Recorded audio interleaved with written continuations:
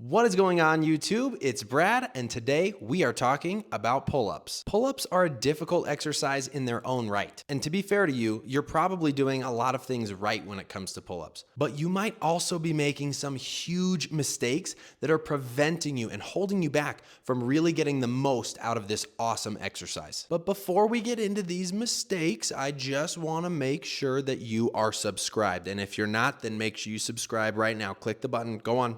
Do it. Anyway, if you don't subscribe, just know you might miss out on some fire videos that we have planned for the future. Without further ado, let's get into these 5 mistakes.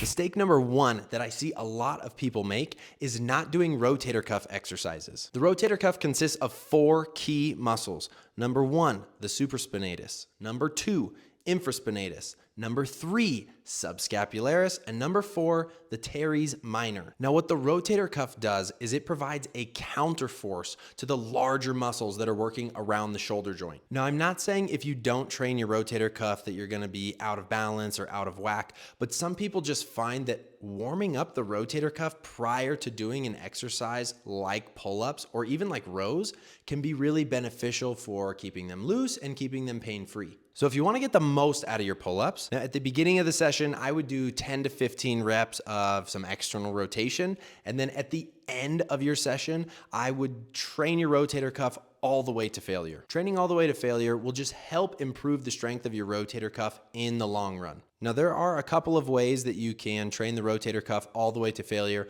or you can just do these as a warm-up. The first way to do it is training both shoulders at the same time using a band.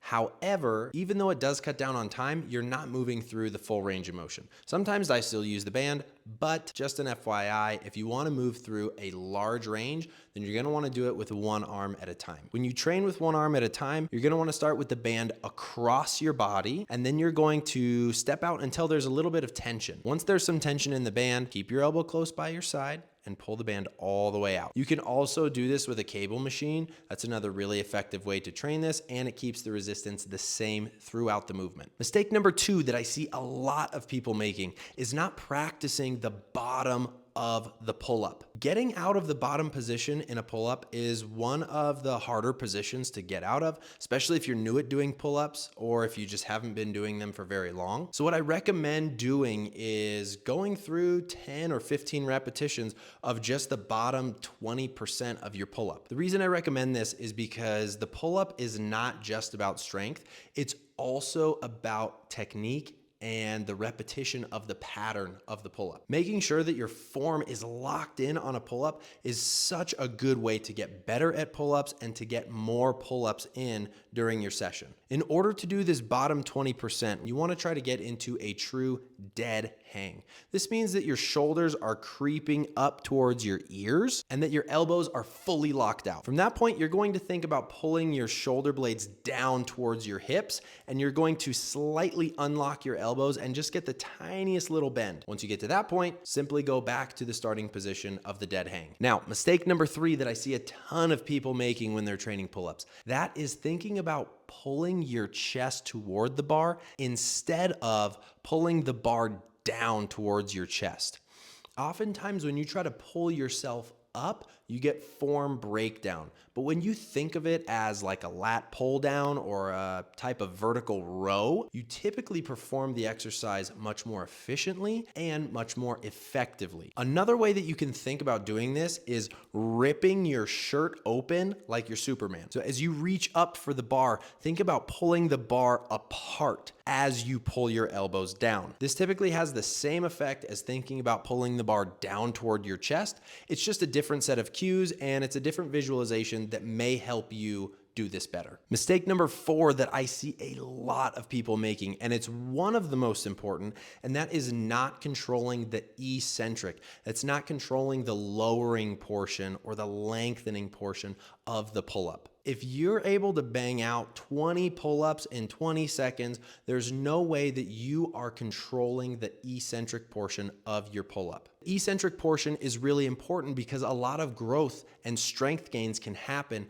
if you are able to control the descent. So check your ego at the door, slow your pull-ups way down, and watch how much harder your pull-ups actually become. If you can do 20 slow controlled pull-ups, I want you to send me a video of it because I would love to react to it on this channel. That would be an awesome feat. Number 5, and this one's a doozy because it relates back to number 2, and almost everyone ignores this when they're doing pull-ups. That is not doing the dead hang. You see, mistake number 2 and mistake number 4 kind of feed into this 5th mistake because people want so badly to do 20 or 30 pull-ups, they neglect that very bottom portion of the exercise. That last 20% is so crucial in the stretch and for the hypertrophy of the movement that if you're ignoring it, you're really doing yourself a disservice. By moving into that deep stretch in the bottom 20%, you are going to provide a much larger stimulus for the lats, the teres major, the posterior deltoid, the lower traps, the middle traps. So don't make the mistake of skipping out on that bottom portion, even though it is the most difficult part. It's the most difficult for a reason. So do not neglect it. Now, I want to know down below what your biggest pull-up mistake is or has been, because I might come back to this topic in the future. So if you learned something, make sure that you subscribe, that you share this video with a friend, and that you smash the like button because it does help promote my YouTube video to other people just like you that also want to learn about this. Now, if you want to spice up your push-up life, make sure you watch this video up in the corner, and I'll catch you next time. Peace.